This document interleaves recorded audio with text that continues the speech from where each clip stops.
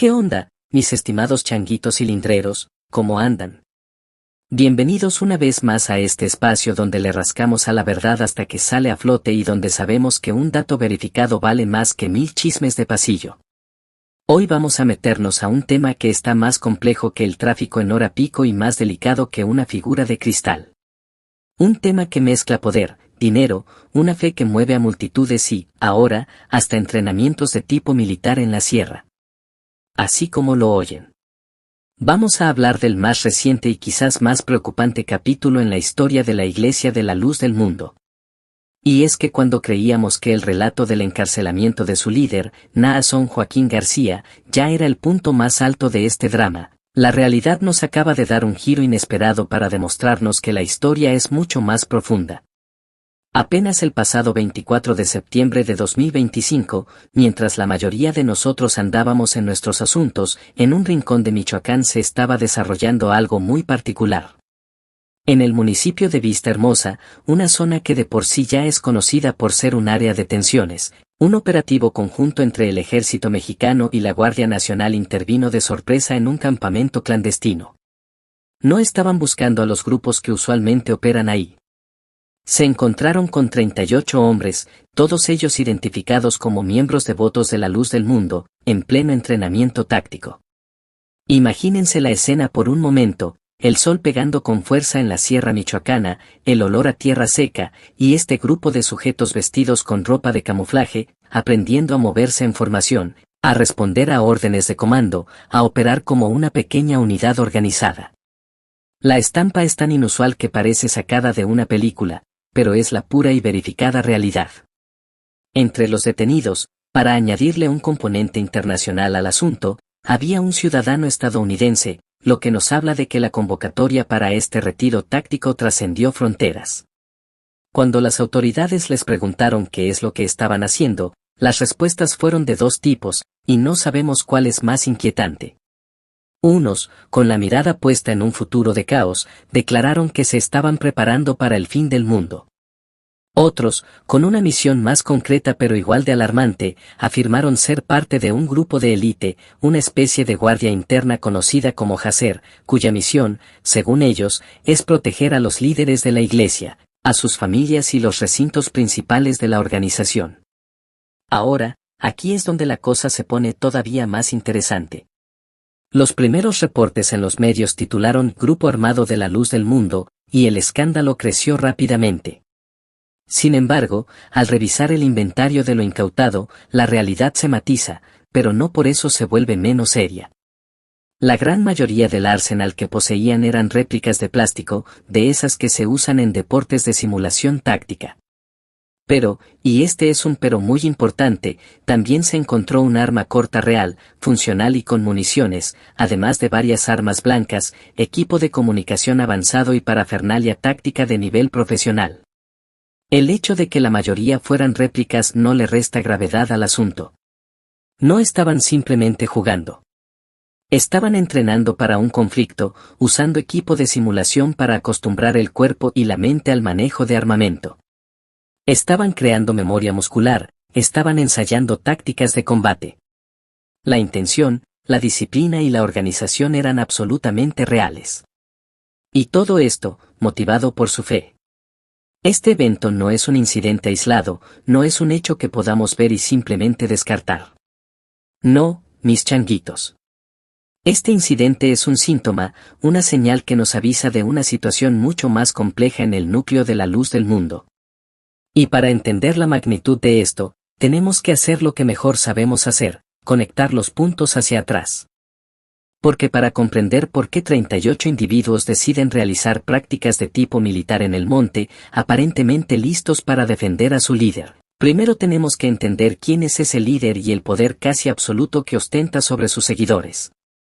Hablemos de Naasón Joaquín García, el autoproclamado apóstol de Jesucristo en la tierra, el hombre que heredó no solo una iglesia, sino un imperio multimillonario y la devoción de millones de personas de su padre, Samuel Joaquín Flores. Desde que tomó el mando en 2014, Naasón no solo mantuvo el control total que caracterizaba a su padre, sino que lo elevó a un nuevo nivel de culto a la personalidad. Para un miembro de la luz del mundo, Naasón no es un simple pastor o un guía espiritual.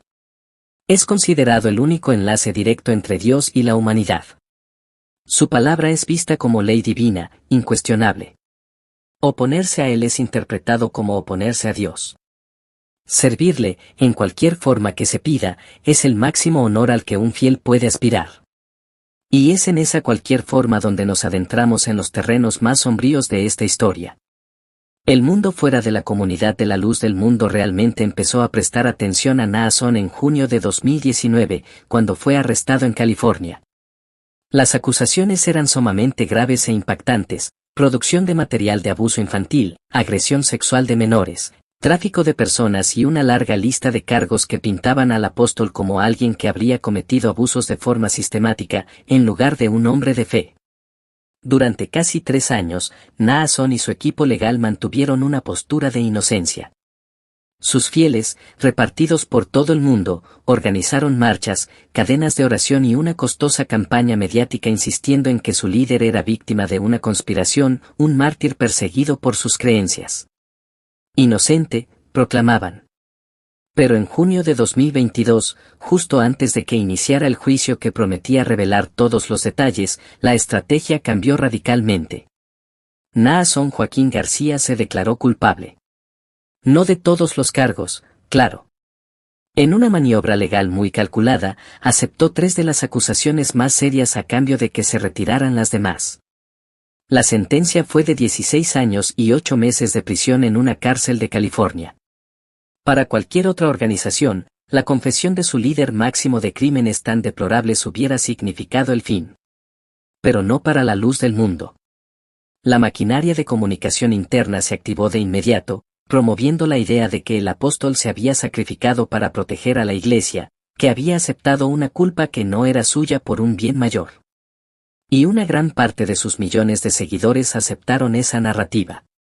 La fe, mis changuitos, es una fuerza tan poderosa que puede influir en la percepción de la realidad de formas asombrosas. Pero si pensaban que con una condena en California se acababan los problemas legales para Naasón, estaban muy equivocados. El sistema judicial de Estados Unidos puede ser lento, pero es persistente. Y justo cuando Naasón se adaptaba a su nueva vida en prisión, el gobierno federal le asestó un golpe legal contundente. El 22 de septiembre de 2025, apenas 2 días antes del operativo en Michoacán, Naasón fue acusado formalmente en una corte de Nueva York de cargos federales. Y aquí ya no estamos hablando de crímenes a nivel estatal, estamos subiendo a las ligas mayores del crimen organizado. Los nuevos cargos son por asociación delictiva, bajo la famosa Ley RICO, la misma que se usa para desmantelar a las más peligrosas redes criminales, y por tráfico sexual a nivel interestatal.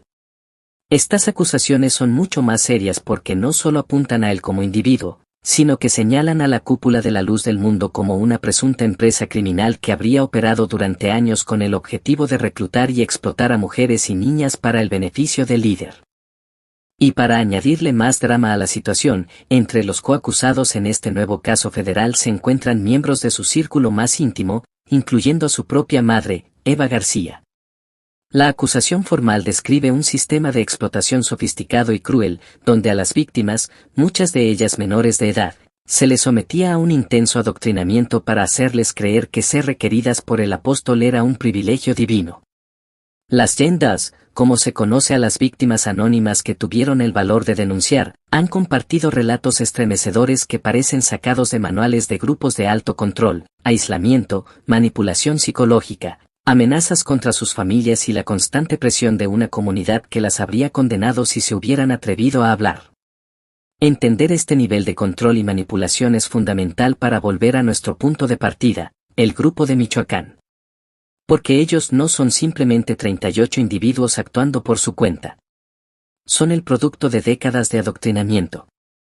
Son la manifestación física de una teología que pone la lealtad a un hombre por encima de cualquier ley humana y de cualquier razonamiento. Cuando un miembro de la Guardia Jacer dice que está ahí para proteger al apóstol, no lo dice a la ligera.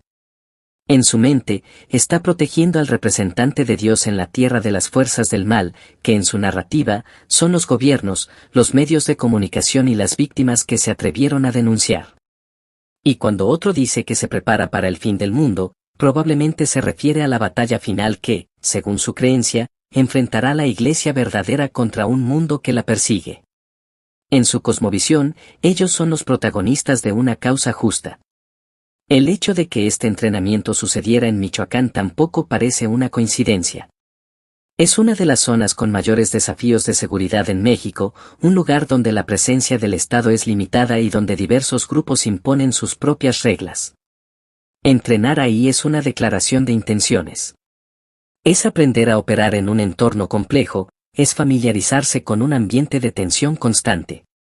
¿Estaban planeando alguna acción? ¿Una ofensiva? ¿O simplemente se preparaban para defender sus propiedades si la presión legal escalaba? No lo sabemos con certeza, pero ninguna de las posibilidades es tranquilizadora. Lo que este incidente revela es la existencia de un posible brazo de seguridad interna, o al menos de tipo paramilitar, dentro de una organización religiosa que cuenta con millones de seguidores y un considerable poder económico y político. Y eso, en cualquier parte del mundo, es una combinación que requiere atención. Nos obliga a hacernos preguntas muy serias. ¿Cuántos grupos como Hacer existen? ¿Cuál es su verdadero nivel de equipamiento? ¿Qué tan lejos están dispuestos a llegar para defender su fe y a su líder convicto? La historia está llena de ejemplos de grupos que, al sentirse acorralados, terminaron en situaciones trágicas. Desde los sucesos en Johnstown hasta el asedio en Waco, Texas. No estamos afirmando que la luz del mundo vaya a tener un desenlace similar, pero las señales de alerta están ahí, y son difíciles de ignorar. La combinación de un líder carismático y encarcelado que es visto como un mártir, una base de seguidores absolutamente devotos y convencidos de que son perseguidos, y ahora, la evidencia de grupos de choque entrenando para el combate, es una mezcla muy delicada. El gobierno mexicano tiene un desafío importante en sus manos. Por un lado, debe respetar la libertad de culto, un derecho fundamental. Pero por otro, no puede ignorar la potencial amenaza a la seguridad que representa una organización con estas características. La línea entre una iglesia y una milicia privada se está volviendo peligrosamente difusa. Este nuevo capítulo nos demuestra que la historia de la luz del mundo está lejos de concluir. La situación legal de Naasón no desmanteló el imperio, quizás, solo lo hizo más impredecible. Los fieles que quedan son los más convencidos. Son aquellos a los que ni una declaración de culpabilidad ni una montaña de evidencia les han hecho dudar. Y ahora, algunos de ellos están cambiando los libros sagrados por réplicas de armas largas y los cantos religiosos por tácticas de combate. El arresto de estos 38 hombres en Vista Hermosa no es el final de nada, es apenas el comienzo de una nueva y preocupante fase en esta saga. Es una llamada de atención para todos, para las autoridades y para la sociedad, para que no subestimemos el poder del fanatismo y las complejidades que a veces se esconden detrás de una fachada de fe. Seguiremos investigando, seguiremos conectando los puntos y seguiremos informando, porque al final del día, mis queridos changuitos cilindreros, no hay herramienta más efectiva contra la desinformación y el abuso que la verdad documentada. Y recuerden siempre, la información es poder.